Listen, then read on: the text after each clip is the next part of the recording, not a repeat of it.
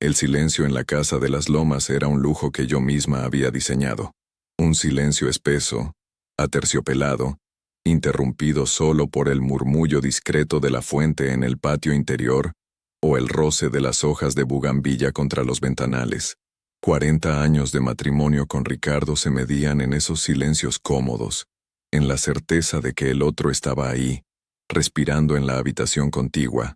Nuestra vida era un edificio sólido, construido con los ladrillos del esfuerzo mutuo, cementado con el amor de nuestros hijos, Mateo e Isabela, y decorado con el éxito de una empresa que habíamos levantado desde los cimientos. A mis 65 años, creía conocer cada grieta, cada viga maestra de esa construcción. Creía que nada podía derrumbarla. Qué ingenua puede ser la felicidad. Qué ciega se vuelve una con la costumbre del bienestar. Esa tarde, el sol de la Ciudad de México se filtraba por las persianas, dibujando rayas doradas sobre la alfombra persa.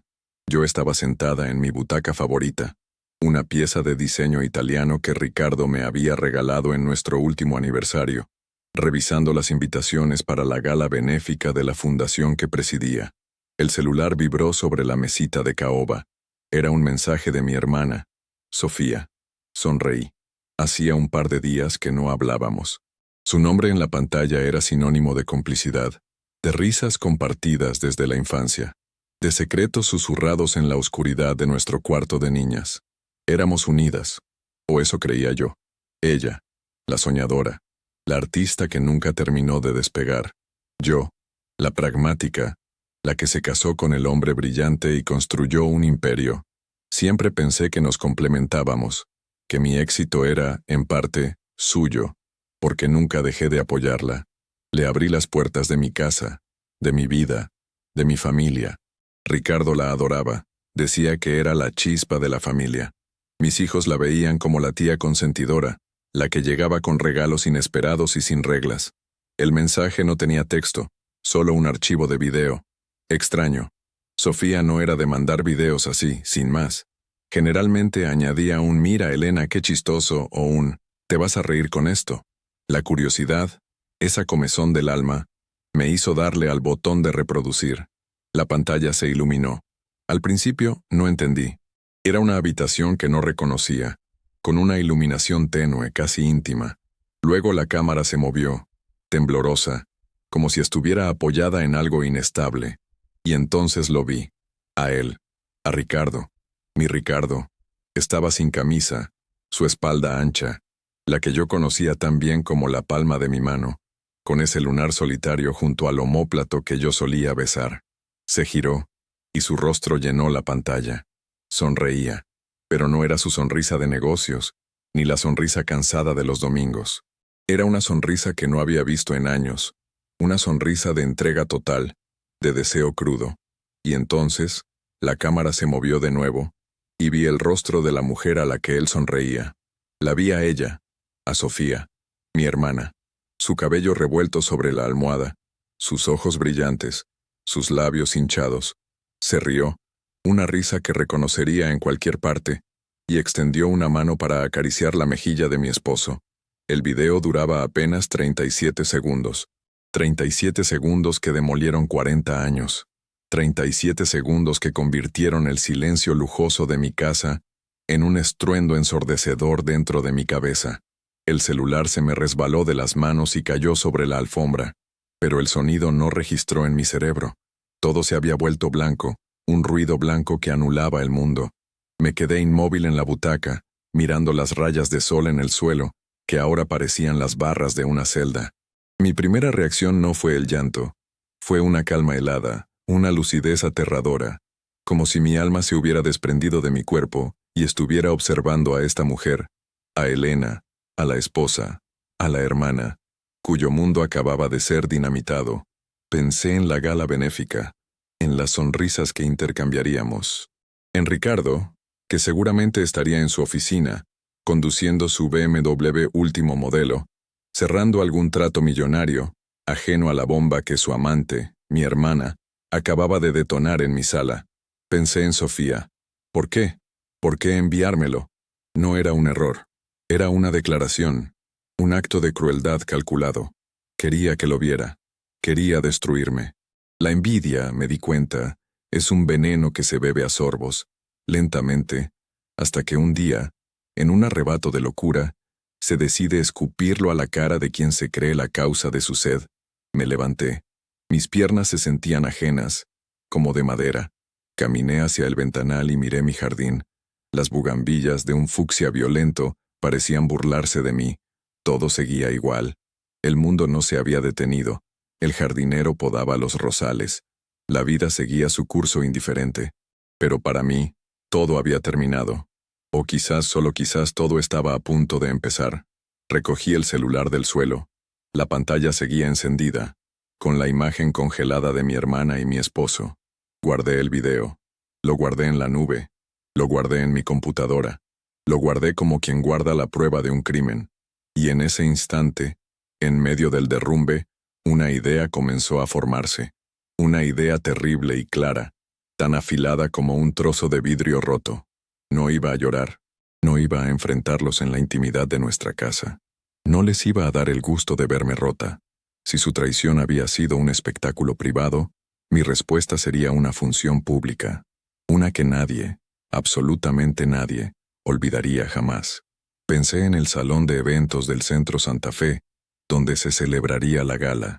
Un lugar de lujo, de apariencias, el escenario perfecto para su hipocresía, un lugar perfecto para desenmascararlos.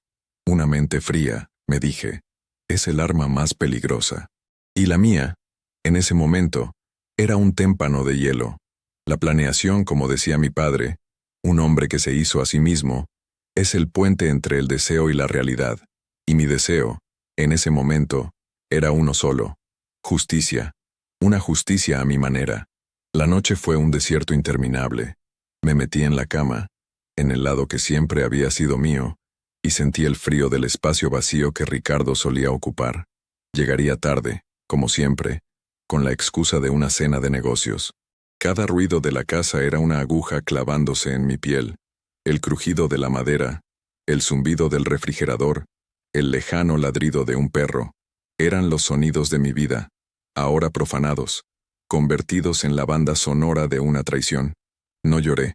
Las lágrimas se habían congelado en algún lugar de mi pecho, formando una estalactita de dolor afilado. En cambio, mi mente se puso a trabajar con una precisión febril. Desmonté mi vida pieza por pieza, como un relojero examinando un mecanismo descompuesto. 40 años de recuerdos pasaron ante mis ojos. El día de nuestra boda, yo con un vestido sencillo y él, tan joven, con los ojos llenos de promesas. El nacimiento de Mateo, el miedo y el amor abrumador. La llegada de Isabela, nuestra pequeña princesa.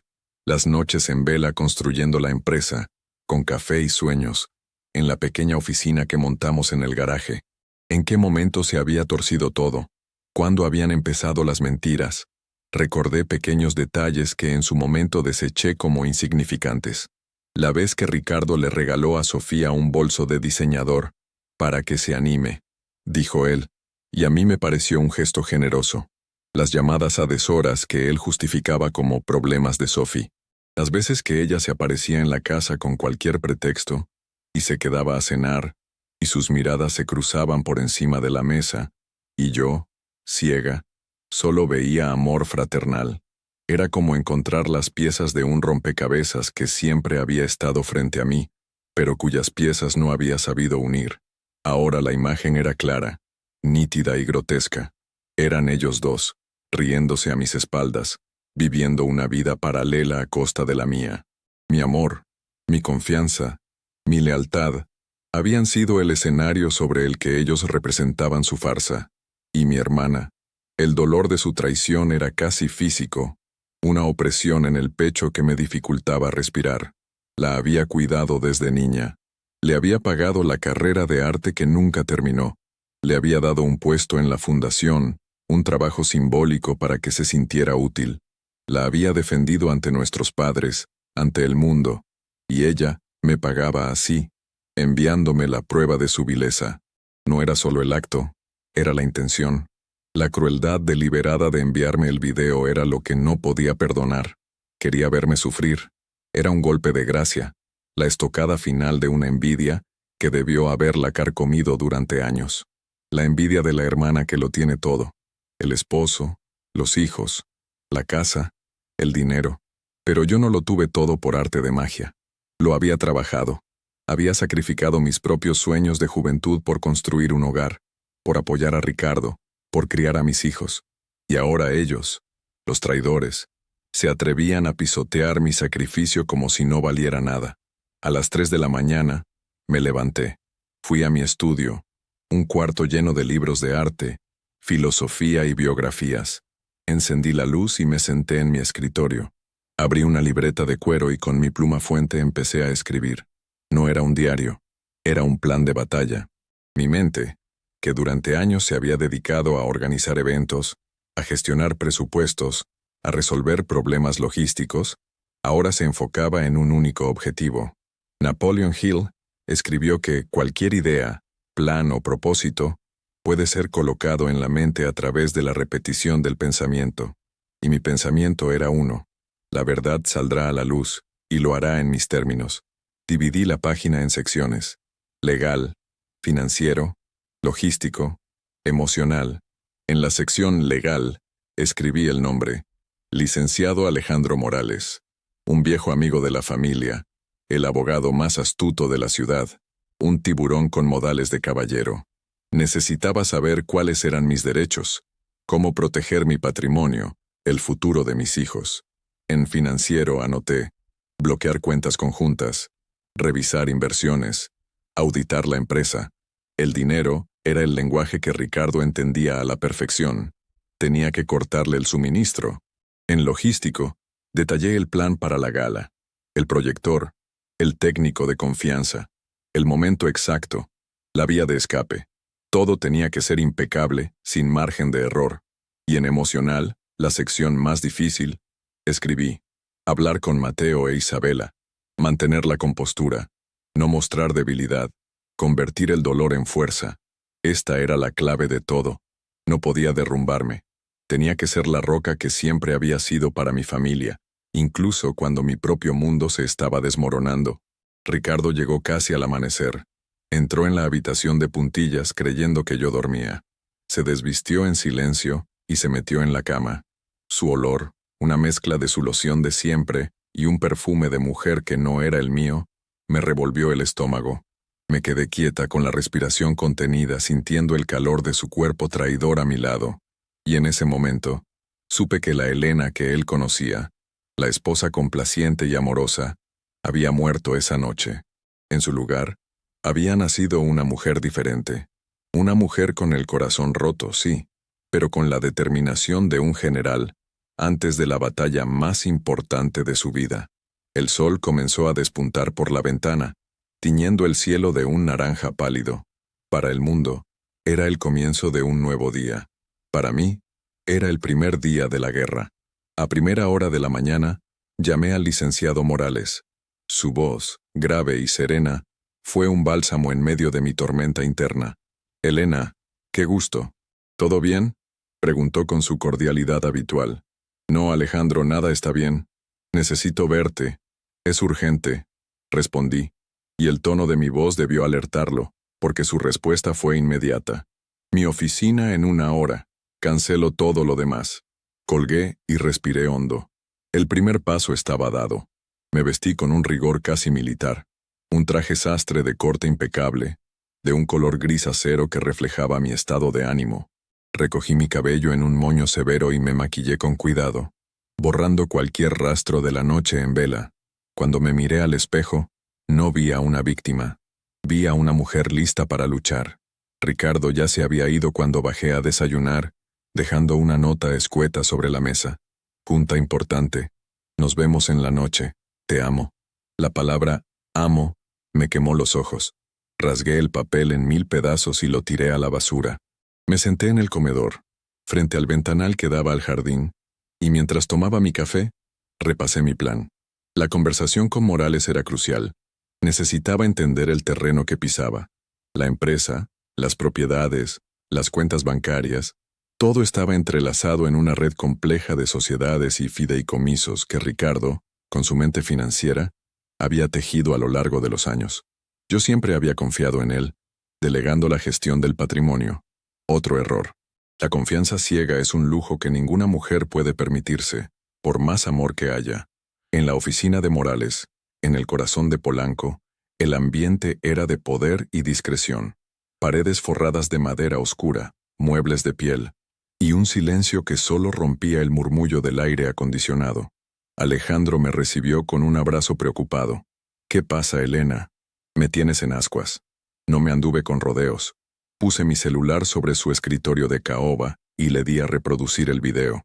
Lo vio una vez, en silencio, con el ceño fruncido.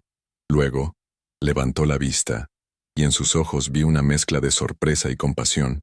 No dijo las típicas frases de consuelo. Simplemente preguntó, «¿Qué quieres hacer?». Esa pregunta fue la llave que abrió la compuerta. «Quiero el divorcio. Quiero proteger el patrimonio de mis hijos. Y quiero que él y ella paguen por lo que han hecho», dije, con una voz que no sabía que poseía, firme y sin un atisbo de duda. Morales asintió lentamente. «Bien. La primera parte es sencilla, aunque dolorosa. El divorcio con esta prueba es causal de adulterio. Tendrás la ventaja. La segunda parte, proteger el patrimonio, es más compleja. Ricardo es listo. Tendremos que movernos rápido y con inteligencia». Durante las siguientes 2 horas, nos sumergimos en un mar de documentos, estados de cuenta y actas constitutivas que Morales fue solicitando a su asistente. Descubrimos que Ricardo había estado desviando fondos a una cuenta personal desde hacía más de 1 año.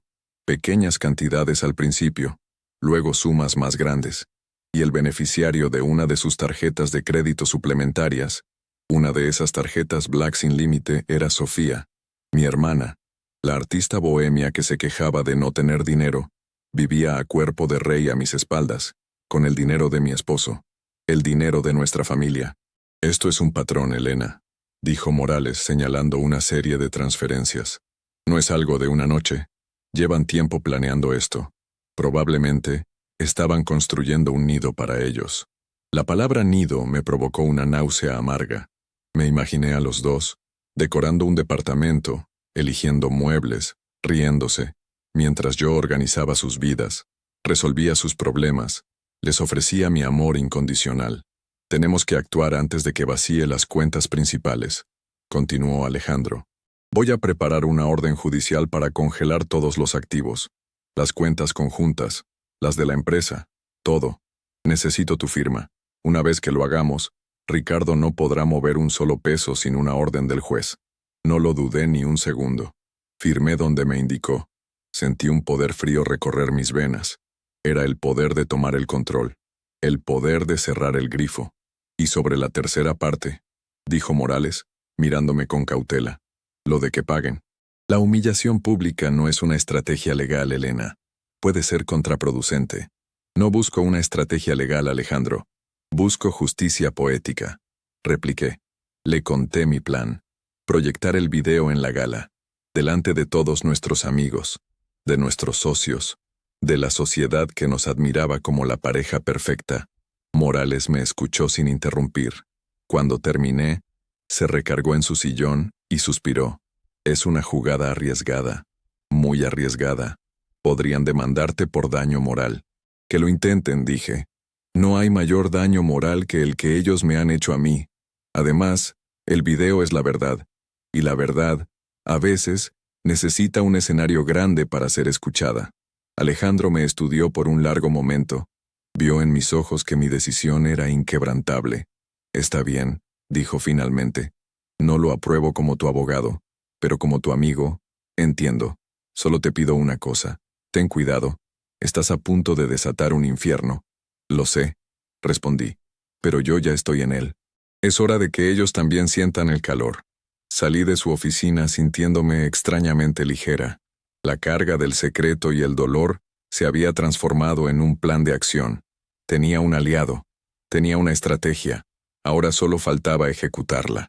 De camino a casa pasé por una tienda de electrónicos. Compré un mini proyector de alta definición, pequeño pero potente. El arma de mi venganza era tan discreta que cabía en mi bolso. Un bolso Chanel, por cierto. que Ricardo me había regalado en un viaje a París. La ironía era casi deliciosa. La vida que él me había dado, las herramientas de lujo que me había proporcionado, ahora se convertirían en los instrumentos de su caída. Al llegar a casa, me encerré en mi estudio y comencé a trabajar en la logística. La gala era en 3 días. Tiempo suficiente. El siguiente paso era encontrar al técnico adecuado, alguien de mi absoluta confianza, alguien que le debiera lealtad a mí, no a Ricardo. Y yo sabía exactamente a quién llamar. Javier era el jefe de sistemas de la empresa, un joven brillante, de unos 30 años, que había empezado como becario y al que yo había apadrinado. Vi en él un potencial enorme y una lealtad a toda prueba. Su madre había enfermado gravemente hacía un par de años, y la empresa, por mi insistencia, había cubierto todos los gastos de su tratamiento en una costosa clínica en Houston. Javier nunca lo olvidó. Sabía que le debía su gratitud a mí, no a Ricardo, quien se había quejado del gasto innecesario. Lo cité en una cafetería discreta, lejos de las oficinas, lejos de ojos curiosos. Llegó puntual, con su aspecto de siempre, jeans, camiseta y una mochila donde seguramente cargaba su laptop y la mitad de su vida digital. «Señora Elena, qué sorpresa. ¿Todo bien?», preguntó, con esa mezcla de respeto y familiaridad que yo le permitía. Le pedí un café y fui directa al grano. «Javier, necesito tu ayuda. Es algo muy delicado y completamente extraoficial, y necesito tu lealtad y tu discreción absolutas». Su expresión se tornó seria. «Usted sabe que cuenta conmigo para lo que sea, señora. Dígame». Saqué el mini proyector de mi bolso y lo puse sobre la mesa. Luego le pasé mi celular con el video en pausa. «Necesito que este video se proyecte en todas las pantallas del salón principal del Centro Santa Fe durante la gala del sábado». En medio del discurso del señor Ricardo, Javier miró el proyector, luego el celular. Sin preguntar qué contenía el video, su mente de técnico se puso en marcha. «Las pantallas del salón están conectadas a una consola central. Necesitaría acceso a esa consola. O podría hackear la red Wi-Fi del lugar y tomar el control de los proyectores de forma remota. Es más limpio pero más riesgoso. Necesito que sea infalible, Javier. Sin margen de error», le dije, mirándolo a los ojos. Él finalmente tomó el celular y le dio al play. Vio los 37 segundos en silencio, con el rostro impávido. Cuando terminó, apagó la pantalla y me devolvió el teléfono. No hizo ningún comentario sobre el contenido. No hubo exclamaciones de sorpresa ni juicios, solo profesionalismo. «Entiendo», dijo con una voz queda. «Considere que necesitaré acceso físico al salón unas horas antes del evento para instalar un dispositivo de respaldo. Tomaré el control de la red. En el momento que usted me indique, lanzaré la señal. Nadie sabrá de dónde vino. El momento será cuando Ricardo diga la frase. Y todo esto se lo debo al apoyo incondicional de mi maravillosa esposa, Elena», le indiqué. Una sonrisa fugaz, casi imperceptible, se dibujó en los labios de Javier. «Poético», murmuró. «Cuente con ello, señora Elena. Nadie la va a decepcionar». Le di las gracias, y su respuesta me conmovió. «No tiene nada que agradecer. Hay deudas que no se pagan con dinero». Se levantó, se echó la mochila al hombro y se fue, dejándome con mi café y con la certeza de que mi plan estaba en buenas manos. Los siguientes 2 días fueron un ejercicio de actuación magistral. Me comporté con una normalidad escalofriante. Hablé con Ricardo por teléfono. Discutimos los detalles finales de la gala, el menú, la lista de invitados. Él, ajeno a todo, me hablaba con ese tono condescendiente que había adoptado con los años, el del hombre importante que le permite a su esposa jugar a las fiestas. Yo, por mi parte, le seguía la corriente, mientras por dentro, cada palabra suya era una palada más en la tumba de nuestro matrimonio. El viernes por la tarde, un día antes de la gala, reuní a mis hijos. Mateo, con sus 35 años, era una copia de su padre en lo físico, pero con mi carácter reflexivo. Isabela, de 30, era mi vivo retrato, pero con el espíritu libre de Sofía. La idea me heló la sangre. Los cité en la casa, con la excusa de querer verlos antes del evento. Cuando estuvimos los 3 solos en la sala, con las puertas cerradas, supe que había llegado el momento más difícil. «Hijos, tengo que decirles algo muy grave», comencé. y sus sonrisas se borraron al instante. Les conté todo, sin adornos, sin melodrama. Les conté del video, de la traición de su padre y de su tía, y luego, les conté mi plan. Mateo se puso pálido. Se levantó y empezó a caminar de un lado a otro con las manos en la cabeza. No, mamá, no puedes hacer eso. Es una locura. Será un escándalo monumental. Piensa en la empresa, en el apellido. Isabela, en cambio, se quedó quieta, mirándome fijamente. Sus ojos se llenaron de lágrimas, pero no eran lágrimas de tristeza, sino de rabia. Tiene razón, Mateo. Será un escándalo, dijo, con una voz temblorosa pero firme. Y se lo merecen. Se merecen que todo el mundo sepa la clase de porquería que son.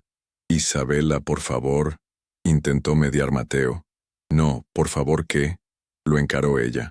¿Vas a defenderlo? ¿Vas a defender a la tía Sofía? Nos han visto la cara a todos, Mateo. Y a mamá más que a nadie. Durante años. Años. ¿Y tú te preocupas por el apellido? La discusión subió de tono. Eran las dos caras de mi propia moneda interna. La prudencia contra la sed de justicia. Los dejé hablar, desahogarse. Cuando finalmente se calmaron, tomé la palabra. Escúchenme bien los dos, dije, con una autoridad que rara vez usaba con ellos. Esto no está a discusión. La decisión está tomada. Los reuní porque son mis hijos, y merecen saber la verdad de mi boca, no por los chismes que correrán mañana, y porque necesito saber si, a pesar de la locura que estoy a punto de cometer, cuento con ustedes. Hubo un largo silencio. Mateo se detuvo y me miró, con los ojos llenos de dolor. Mamá, yo no sé si puedo aprobar cómo lo vas a hacer, pero siempre voy a estar de tu lado, eres mi madre. Isabela se acercó y me abrazó con fuerza. Estoy contigo al 100%, mamá. Es hora de que la reina reclame su castillo. Sentí un alivio inmenso. No estaba sola. Mis hijos, mi verdadero tesoro, estaban conmigo. Su apoyo era el combustible que necesitaba para la batalla final. Esa noche, dormí profundamente por primera vez en días. Soñé que estaba en un jardín, y todas las flores marchitas a mi alrededor comenzaban a florecer de nuevo, con colores más vivos y brillantes que nunca. El día de la gala llegó con un cielo encapotado, como si la ciudad misma presintiera la tormenta que se avecinaba. Yo me sentía en el ojo del huracán, en una calma extraña y absoluta. Pasé la mañana en un spa, un regalo que me hice a mí misma. Masaje, sauna, manicura. Era un ritual de preparación, no de vanidad. Estaba vistiendo mi cuerpo con una armadura de serenidad para la batalla que mi alma estaba a punto de librar. Por la tarde, la estilista llegó a la casa. Mientras me peinaba y maquillaba, yo repasaba mentalmente cada detalle del plan. Javier me había enviado un mensaje discreto por la mañana. El escenario está listo. Espero su señal. Tenía un nudo en el estómago, pero no era de miedo, sino de expectación. Elegí mi vestido con un cuidado simbólico. Era un diseño de alta costura, de un color rojo sangre, elegante y audaz. Un vestido que decía, mírenme. Lo complementé con las joyas que Ricardo me había regalado por nuestro 25º aniversario. Un collar y unos pendientes de diamantes. Quería que su traición estuviera adornada con los símbolos de sus mentiras. Cuando Ricardo llegó a casa para prepararse, me encontró lista, sentada en la sala, con una copa de vino en la mano. Se detuvo en seco al verme. Elena, estás espectacular, dijo, con una admiración genuina en la voz. Por un instante, casi me dio lástima. Era un hombre caminando hacia el cadalso, y no tenía la menor idea. Gracias, cariño. Es una noche importante. Hay que estar a la altura, respondí, con la sonrisa más dulce y falsa que pude componer. En el coche, de camino al centro Santa Fe, él parloteaba sobre sus logros, sobre el dinero que se recaudaría para la fundación, sobre los importantes invitados que asistirían. Yo asentía y sonreía, mientras mi pulgar acariciaba el contorno del pequeño control remoto que Javier me había dado, escondido en mi bolso Chanel. Era un simple botón, un botón que contenía el poder de detonar el universo. Al llegar, fuimos recibidos por una lluvia de flashes. Éramos la pareja del momento, los anfitriones de la noche. Ricardo posaba, orgulloso, con su brazo alrededor de mi cintura. Yo sonreía a las cámaras, pensando en los titulares del día siguiente. El salón era un derroche de lujo y opulencia. Candelabros de cristal, mesas vestidas con manteles de lino, y en las paredes, 3 pantallas gigantes donde se proyectaba el logo de la fundación. Todo era perfecto, demasiado perfecto. Localicé a Sofía en una mesa cerca del escenario. Llevaba un vestido plateado, demasiado llamativo, demasiado ajustado. Reía a carcajadas con un grupo de personas, pero sus ojos no dejaban de buscar a Ricardo. Cuando nuestras miradas se cruzaron, ella me dedicó una sonrisita cínica, triunfante. No sabía que estaba sonriéndole a su propio verdugo. La noche transcurrió entre discursos, subastas y falsas muestras de filantropía. Yo me movía entre los invitados como un autómata, sonriendo, agradeciendo, cumpliendo mi papel de esposa perfecta. Cada minuto que pasaba, la tensión en mi interior crecía, como la cuerda de un violín a punto de romperse. Finalmente, llegó el momento del discurso de Ricardo. Subió al escenario entre aplausos. Se paró frente al atril, ajustó el micrófono y comenzó a hablar. Su voz, profunda y segura, llenó el salón. Habló de la misión de la fundación, de la generosidad de los presentes, del éxito de la empresa. Yo lo miraba desde mi mesa en primera fila con el corazón martillándome en el pecho. Mis hijos, a mi lado, estaban pálidos y tensos. Ricardo se acercaba al final de su discurso. Podía sentirlo.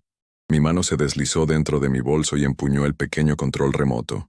Y para terminar, dijo él, con una pausa dramática, quiero agradecer a la persona que ha sido mi inspiración, mi apoyo, mi roca durante todos estos años. Una mujer sin la cual nada de esto sería posible. Hizo una pausa y me miró, con una sonrisa que pretendía ser amorosa. Y todo esto se lo debo al apoyo incondicional de mi maravillosa esposa, Elena. Fue la señal. Apreté el botón. Por un segundo, no pasó nada. Y entonces las 3 pantallas gigantes parpadearon. El logo de la fundación desapareció, y en su lugar, apareció la imagen de una habitación en penumbra. El salón entero enmudeció. La gente se giró hacia las pantallas, confundida. Ricardo, en el escenario, frunció el ceño, sin entender qué estaba pasando. Y entonces, el video comenzó a reproducirse, en silencio. No hacía falta el sonido. Las imágenes hablaban por sí solas. La espalda de Ricardo, su rostro sonriendo con lujuria. Y luego, el rostro de Sofía, mi hermana riendo, acariciándolo. Un grito ahogado se escuchó en alguna parte del salón. Luego otro. Un murmullo colectivo, como el de un enjambre de abejas, comenzó a crecer hasta convertirse en un clamor. Vi a Sofía. Su rostro se había descompuesto. La sonrisa cínica se había transformado en una máscara de horror puro. Se llevó una mano a la boca, como si quisiera contener un vómito. Vi a Ricardo. Se quedó congelado en el escenario, con el micrófono en la mano. Su cara pasó del blanco al rojo y de nuevo al blanco. Miró las pantallas. Luego me miró a mí, en la primera fila. Y en mis ojos no encontró ni una lágrima, ni una pizca de dolor. Solo encontró el reflejo helado de su propia ruina. El video, de 37 segundos, pareció durar una eternidad. Cuando terminó, la imagen se quedó congelada en el rostro de mi hermana. Y entonces, con una calma que no sabía de dónde saqué, me levanté de mi silla. El silencio en el salón era total. Todas las miradas estaban puestas en mí. Tomé mi bolso, me di la media vuelta y, seguida por mis hijos, comencé a caminar hacia la salida. No corrí. Caminé con la cabeza en alto, con la dignidad que ellos me habían intentado arrebatar. Mientras caminaba, escuché el caos desatarse a mis espaldas. Gritos, flashes de cámaras de los celulares, gente corriendo. Pero yo no miré atrás. El pasado estaba en ese salón, ardiendo en la hoguera de la humillación pública. Yo caminaba hacia el futuro. La salida del salón de eventos fue como atravesar un campo de batalla después de la explosión. El caos era total. Los periodistas, que habían estado cubriendo el aspecto social de la gala, olieron la sangre y se abalanzaron sobre nosotros como una jauría. Los flashes de las cámaras eran como ráfagas de metralleta. Las preguntas se gritaban, superponiéndose unas a otras. Señora, ¿Qué acaba de pasar? ¿Es cierto que su esposo la engaña con su hermana? ¿Usted proyectó ese video? Mateo e Isabela me flanquearon actuando como un escudo humano. Abran paso, por favor, decía Mateo con una voz autoritaria que le había escuchado pocas veces. Isabela, por su parte, lanzaba miradas fulminantes a cualquiera que se acercara demasiado. Yo no dije una sola palabra. Mantuve la vista al frente, la expresión serena, y seguí caminando. Cada paso era una afirmación de mi nueva libertad. En el estacionamiento, nuestro chofer Manuel, un hombre que llevaba trabajando con nosotros más de 20 años, nos esperaba con la puerta del coche abierta. Su rostro era un poema de confusión y lealtad. No preguntó nada. Simplemente nos ayudó a entrar y cerró la puerta, aislándonos del pandemonio. En cuanto el coche se puso en marcha, el silencio dentro del habitáculo fue casi tan ruidoso como el griterío de afuera. Isabela fue la primera en romperlo. Soltó una risa nerviosa, casi histérica. Dios mío, mamá. Dios mío. La cara de la tía Sofía. Creo que nunca voy a olvidar esa cara. Mateo, en cambio, seguía pálido. Esto va a ser una pesadilla. Mañana seremos la comidilla de todo el país. Ya lo éramos, hijo. Le respondí con calma, mientras miraba las luces de la ciudad pasar a través de la ventanilla. Solo que antes el chiste era a mis expensas. Ahora, la historia se cuenta como es.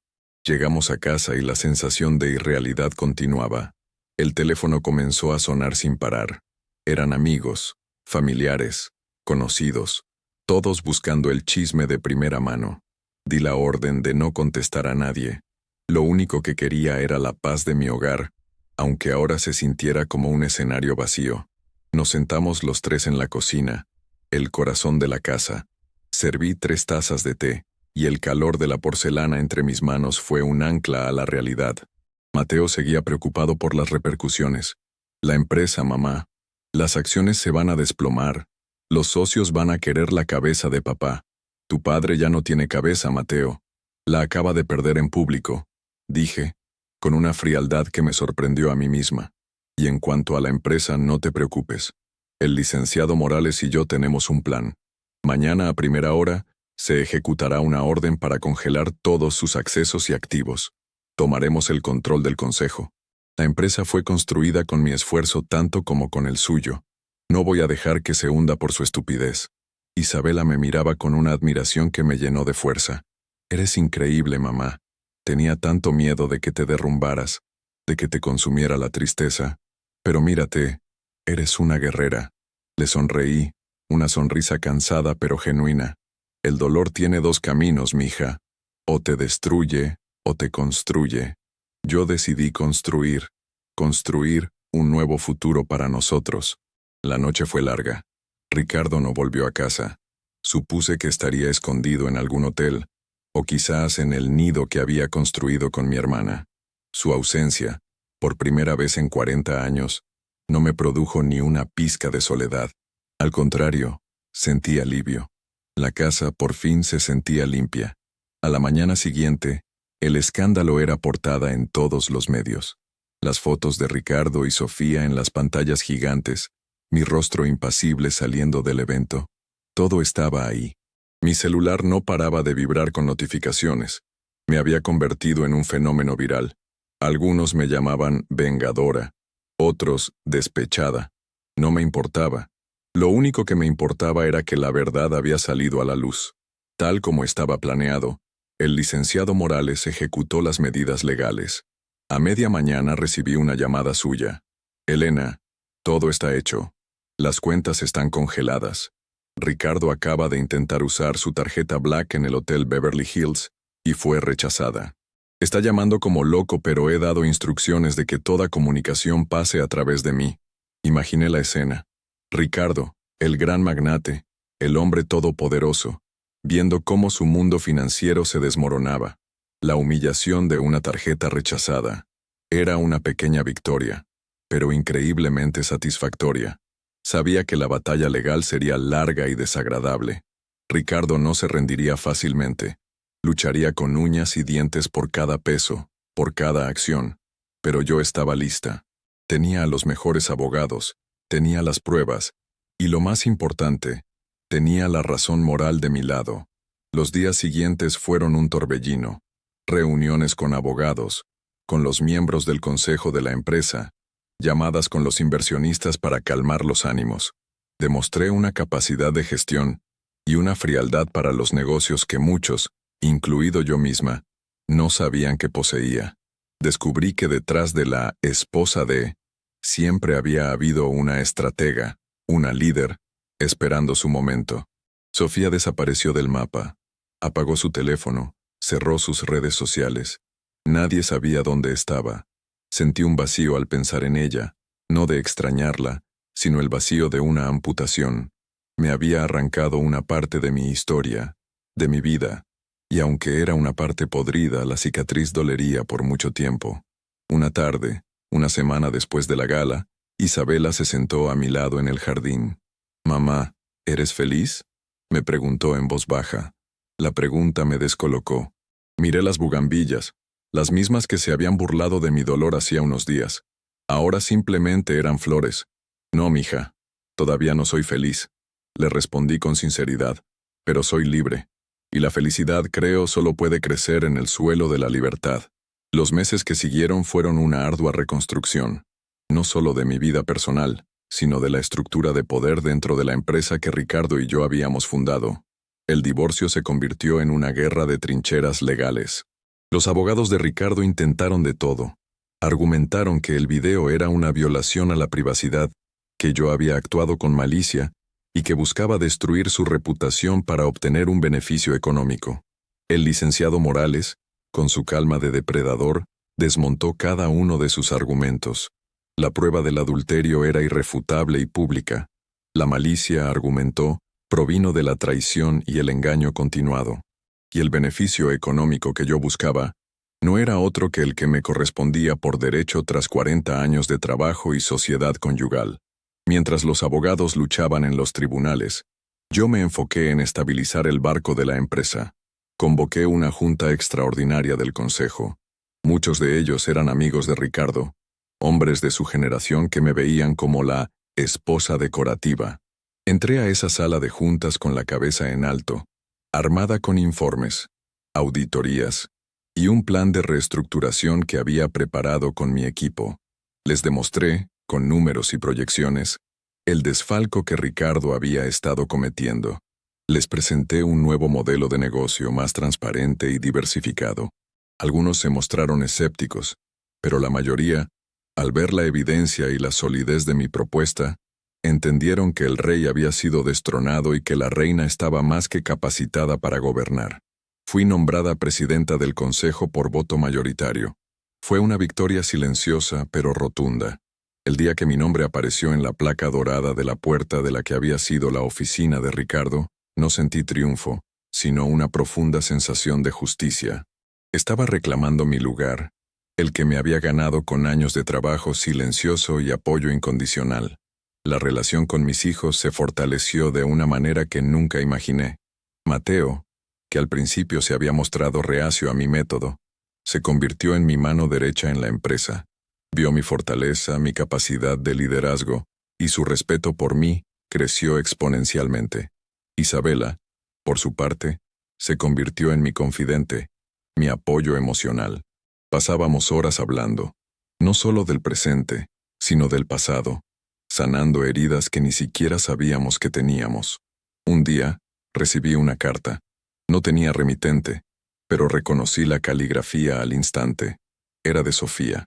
Estaba escrita en un papel arrugado, manchado en algunas partes como si hubieran caído lágrimas sobre la tinta.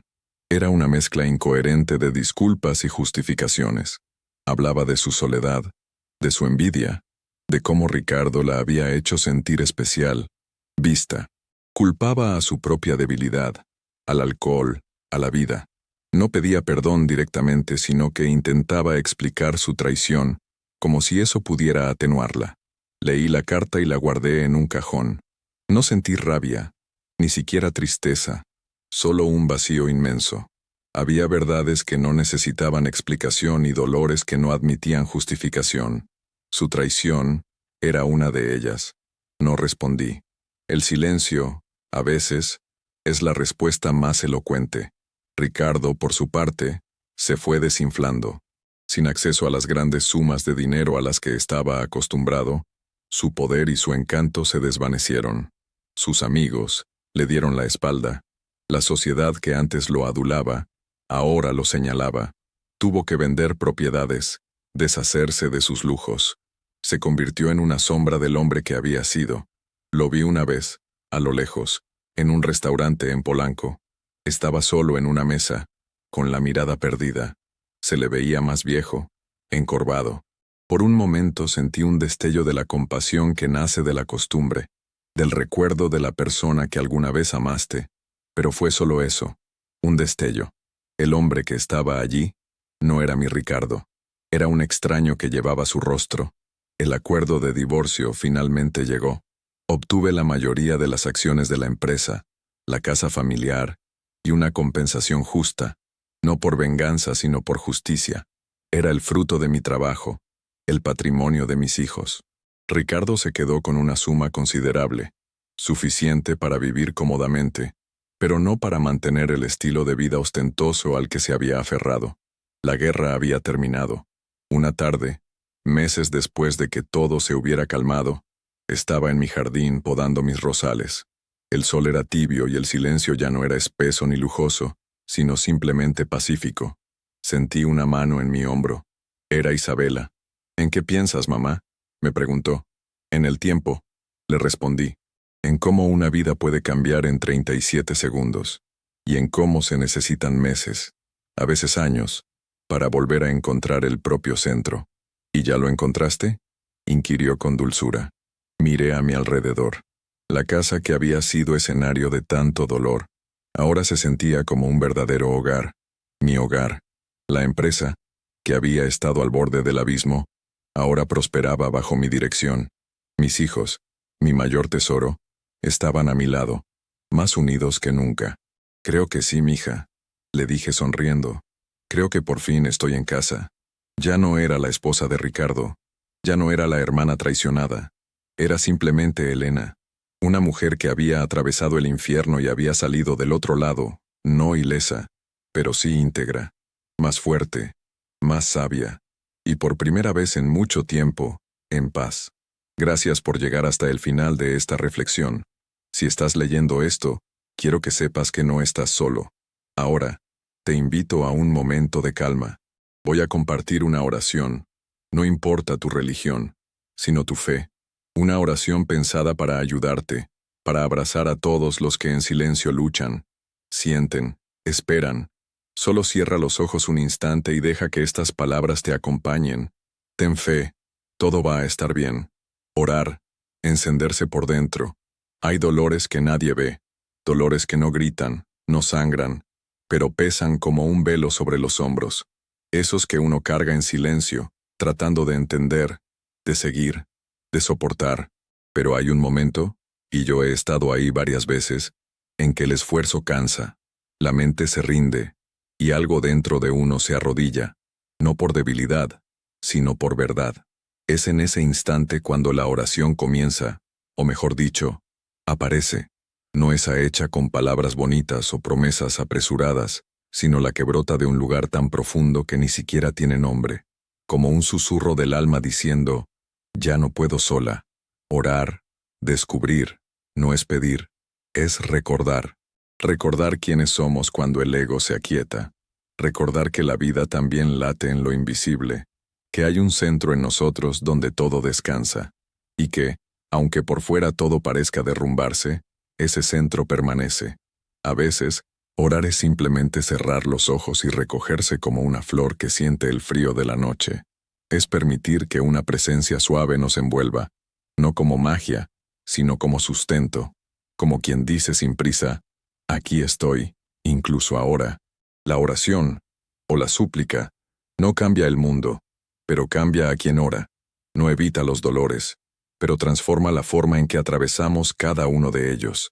Nos da una mirada más tierna, un corazón menos endurecido, un paso más firme, incluso en la oscuridad. Es como si, por un instante, el alma flotara por encima del tiempo y regresara al cuerpo con más paz. No una paz ruidosa, sino esa que solo quien ha pasado por el caos puede reconocer. Orar es afinar la escucha. La mente se calla y la intuición despierta. Las respuestas no siempre vienen en palabras. A veces son solo percepciones, toques sutiles, un calor en el pecho.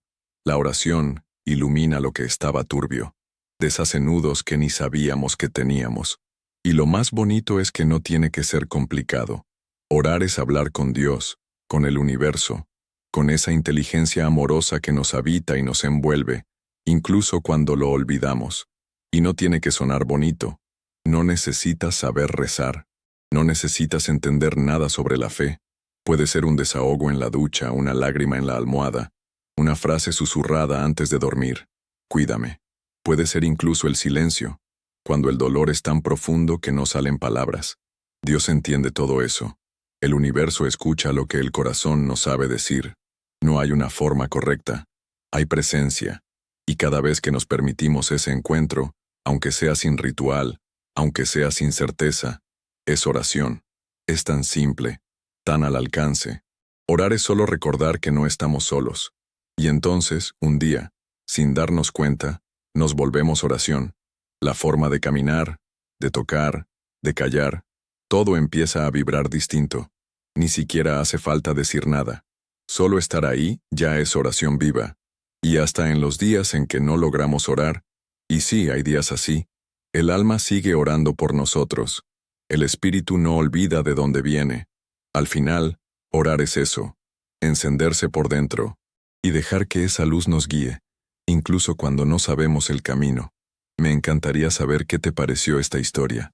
Déjame tu comentario, tus ideas, o simplemente comparte desde qué rincón del mundo me estás leyendo. Suscríbete y sigue mi canal para no perderte las próximas reflexiones. Como un pequeño gesto de agradecimiento y para endulzar un poco la vida, he dejado un par de recetas de tés relajantes y postres sin azúcar en el primer comentario fijado. Que Dios te proteja siempre, a ti y a los tuyos.